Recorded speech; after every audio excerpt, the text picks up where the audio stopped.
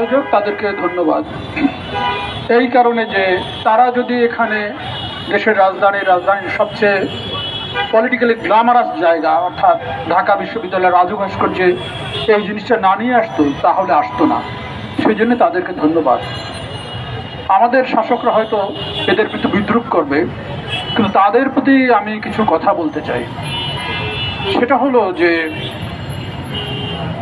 নারীর একটা নগ্ন দেহ, তার মাথা কাটা, হাত কাটা, এটা নানানভাবেই আমাদের পত্রপত্রিকায় আসেনি। আমাদের এই সামনে আপনার মিলন ভাস্কর্য, ডাক্তার মিলন যখন মারা যায়, আমাদের এই যে হল দুইটা আছে, এই হলের মেয়েরা কিন্তু সকালবেলা রাতে যে কাপড়ে ঘুমিয়েছিল সকালে সেই কাপড়ে কিন্তু বেরিয়ে এসেছিলেন। এরশাদ কিন্তু পড়ে গিয়েছিল।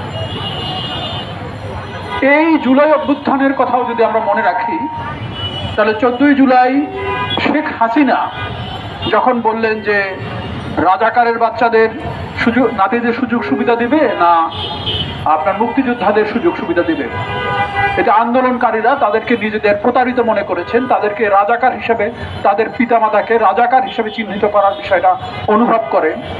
তখনও কিন্তু ছাত্রদের ভিতরে প্রতিরোধ ছিল, কিন্তু প্রথম কিন্তু বেরিয়ে এসেছিল নারীরা। এবং আপনাদের একটা তথ্য দিতে চাই, বাংলাদেশে এ পর্যন্ত এই বিশ্ববিদ্যালয়ের নারীরা যখন অনেকে একসাথে বেরিয়ে আসে তখন ওই ক্ষমতায় কেউ থাকে না। এবং বর্তমান শাসকদেরও আমি এটা মনে করিয়ে দিতে চাই, এ কারণে গত আন্দোলনে নারীদের অংশগ্রহণ ছিল খুবই উল্লেখযোগ্য।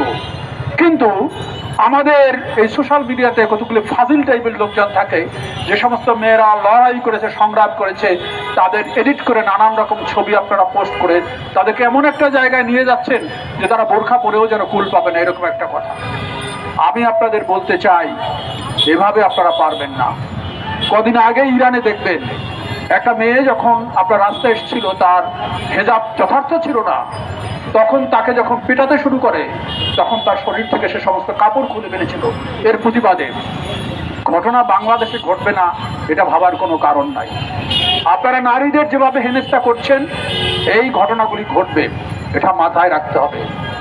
আর শ্রমিকদের তো আপনারা অবহেলা করছেন, খুব বেশি সময় আপনাদের লাগবে না, সম্ভবত লাগবে না এ কারণে যে আমরা যদি পেছনের ইতিহাসটা দেখি, 69-এর গণ অভ্যুত্থানের নায়ক আসাদ কোথায় ছিল? কদিন আগে নরসিংদীর হাতির দিয়ায় যখন হাট হরতাল করতেছিল তখন সে গুলিবিদ্ধ হয়েছিল এবং তার মাথায় তখন পট্টি লাগা ছিল।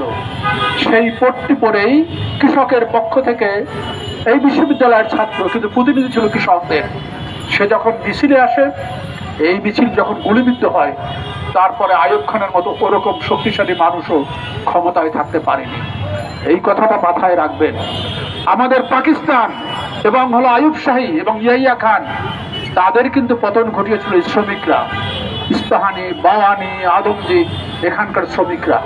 অতএব আজকে যাদেরকে আপনারা বেখবর ভাবছেন, সময় খুব দূরে না, তারাই আপনাদের বেখবর করে দিবেন।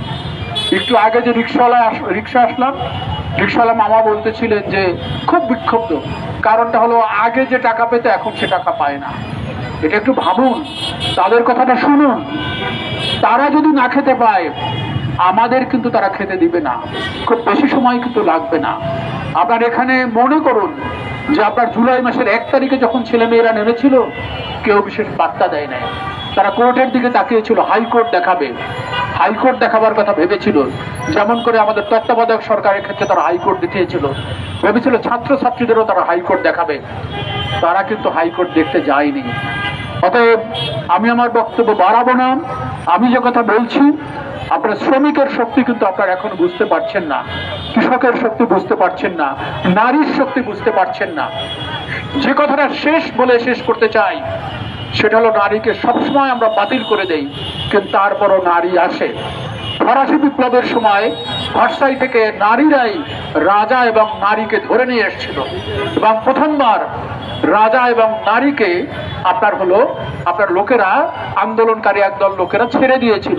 তখন মেয়েরা পোস্টার লাগিয়েছিল যে আমরা অত্যাচারী রাজা এবং নারীকে আপনার ভার্সাই থেকে পেরিসে নিয়ে এসেছি, আর আমাদের মরদরা তাদেরকে ছেড়ে দিয়েছিল। তাতে কিন্তু রক্ষা পায় নাই। অর্থাৎ নারীর ওই শক্তিটা যদি আপনারা অনুভব করেন, আপনারা হয়তো পত্রিকার খবরও না করতে পারেন কিংবা উপদেষ্টার মনে নাও করতে পারেন, কিন্তু তাদের শক্তি ক্ষয় হবে না, শ্রমিকের শক্তিও ক্ষয় হবে না। সকলকে ধন্যবাদ।